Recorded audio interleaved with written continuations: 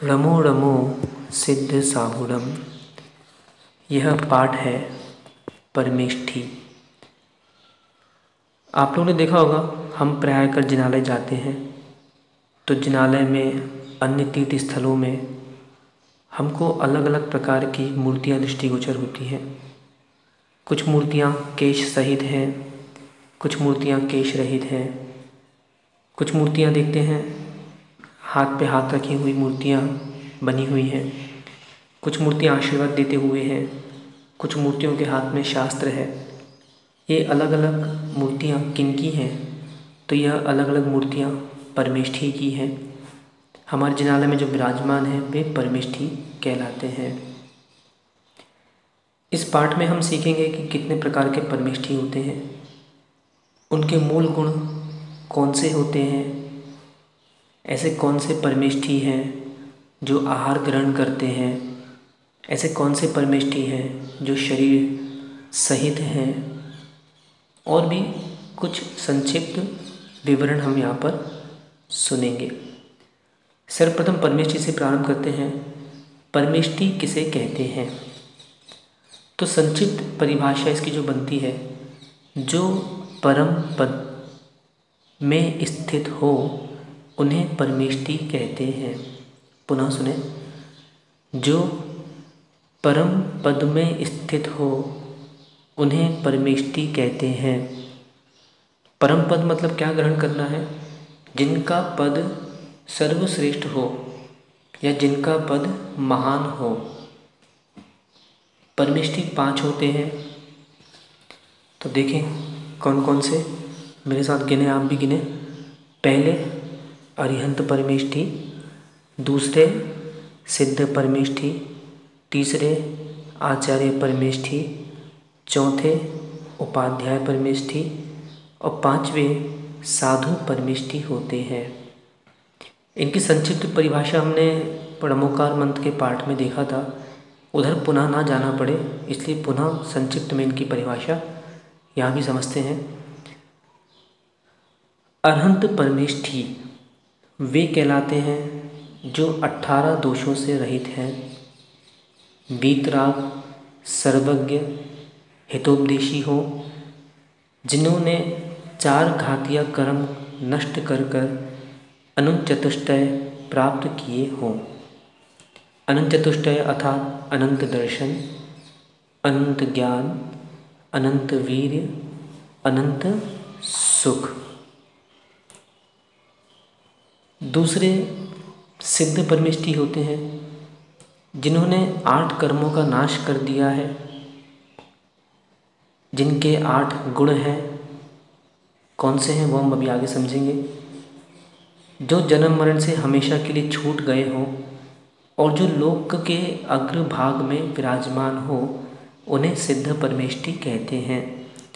अग्रभाग मतलब समझते ना, मुख अग्रभाग में, यानी सिद्ध परमेष्ठी का जो विराजमान होने का स्थान है वह तनुबात वलय में, वहाँ पर सिद्ध परमेष्ठी रहते हैं, जो कि सिद्ध शिला के ऊपर आता है।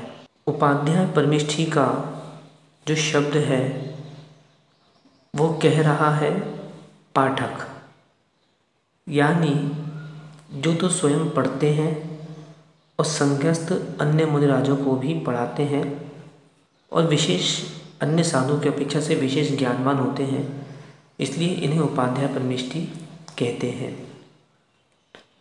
साधु परमेष्ठी वे कहलाते हैं जो ज्ञान ध्यान तप में लीन रहते हैं, पिच्छ कमंडलु सहित होते हैं, वे साधु परमेष्ठी कहलाते हैं, आरंभ परिग्रह रहित होते हैं। इस प्रकार ये संक्षिप्त पंच परमेष्ठी की व्याख्या आपने सुनी। अब जो पंच परमेष्ठी के जो मूल गुण की व्याख्या आती है, यानी सभी परमेष्ठी के अलग अलग मूल गुण होते हैं। जैसे अपन देखते हैं विद्यालय में कोई अलग पद पर है, कोई अलग पद पर है, कोई अलग पद पर है, सभी अध्यापक हैं, पर फिर भी पद के अनुसार सबके पद अलग अलग कहे जाते हैं।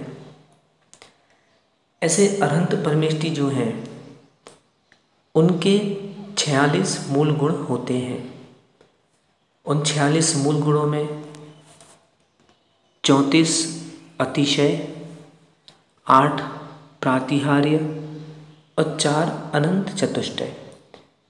यदि इनको मिला लें तो ये कुल मिला के 46 मूल गुण अनंत परमेष्ठी के होते हैं। 34 अतिशय में 10 जन्म के, 10 केवल ज्ञान के और 14 अतिशय जो है वे देवकृत होते हैं। अतिशय से ग्रहण करना है जो आकर्षक विशेष कार्य हैं वे अतिशय कहलाते हैं। मतलब ये जो कार्य सर्वसाधारण जीवों में नहीं पाए जाते, इसलिए ये अतिशय कहलाते हैं। इनका जो विस्तृत व्याख्या है कि कौन कौन से हैं देवकृत हैं, कौन से अतिशय हैं, या फिर केवल ज्ञान के कौन से हैं आदि, और अन्य ग्रंथों से आप इसको ग्रहण कर सकते हैं, क्योंकि अधिकतर ग्रंथों में ये सारी व्याख्या दी है। अष्ट प्रातिहार्य के बारे में देख लें। 8 प्रातिहार्य आपने देखा होगा, आपके जिनालय में सामने सभी जगहों पर 8 प्रातिहार्य रखे होते हैं। अशोक वृक्ष, दूसरा रत्नजड़ित सिंहासन, तीसरा 3 छत्र, चौथा भामंडल, 5वां दिव्य ध्वनि, 6वां पुष्पवृष्टि, 7वां 64 चवर और 8वां दुंदुभी वाद्य। ये 8 प्रकार के प्रातिहार्य होते हैं।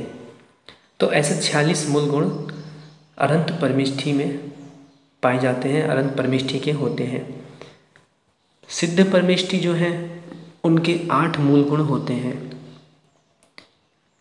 अनंत ज्ञान, अनंत दर्शन, अव्यवबाधत्व, छायिक सम्यक्त्व, अनंत वीर्य, अवगाहनत्व, सूक्ष्मत्व, अगुरु लघुत्व। ये सिद्ध परमेष्ठी में 8 मूल गुण पाए जाते हैं। अब प्रश्न ये होता है कि बड़े कौन हैं? सिद्ध परमेष्ठी बड़े हैं कि अनंत परमेष्ठी बड़े हैं? यदि सिद्ध परमेष्ठी बड़े हैं तो उनको नमोकार मद में दूसरे नंबर पर क्यों रखा गया? और यदि अनंत परमेष्ठी बड़े हैं तो वो बड़े हो नहीं सकते, क्योंकि उनके अभी 8 कर्मों का नाश नहीं हुआ। तो सिद्ध परमेष्ठी बड़े होने पर भी अनंतों को नमस्कार इसलिए किया जाता है कि उनका समोषण लगता है, वे धर्मोपदेश देते हैं दिव्य ध्वनि के माध्यम से। इसलिए उनके विशेष उपकार को ध्यान में रखते हुए नमोकार मद में सर्वप्रथम अनंतों को नमस्कार किया गया है। उपाध्याय परमेष्ठी के मूल गुण 25 होते हैं, 11 अंग और 14 पूर्व।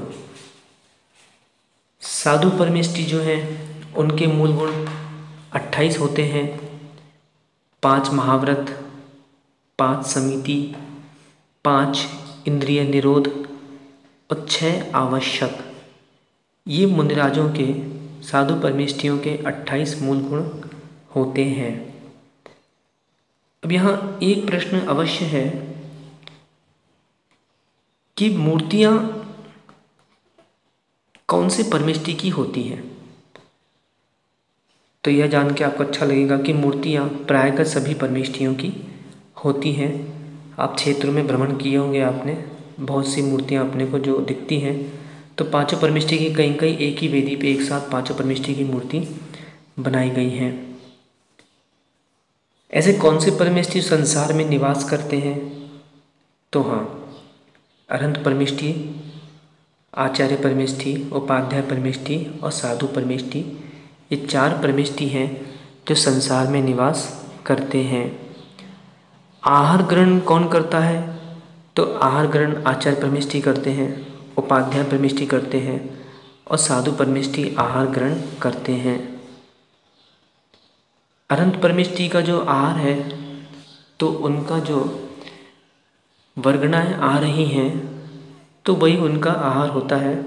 जैसे सामान्य 3 परमेष्ठी आचार्य उपाध्याय साधु ग्रहण करते हैं, ऐसा अनंत परमेष्ठी आहार ग्रहण नहीं करते। परमेष्ठी विहार करते हैं, ये प्रश्न आपके मन में होगा कि कितने परमेष्ठी हैं जो विहार करते हैं? तो हाँ, अनंत परमेष्ठी, आचार्य परमेष्ठी, उपाध्याय परमेष्ठी और साधु परमेष्ठी विहार करते हैं। शरीर रहित कितने परमेष्ठी हैं? तो हाँ, एक परमेष्ठी शरीर रहित हैं, वे कहलाते हैं सिद्ध परमेष्ठी। जैसे अन्य परमेष्ठियों के शरीर हैं वैसा उनका शरीर नहीं है, वे ज्ञान शरीरी होते हैं। इस प्रकार से संक्षिप्त यह परमेष्ठी की व्याख्या है।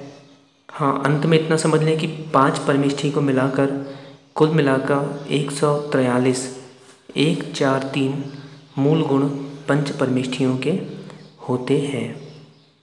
आदि जड़िंदम जयदु जयदु।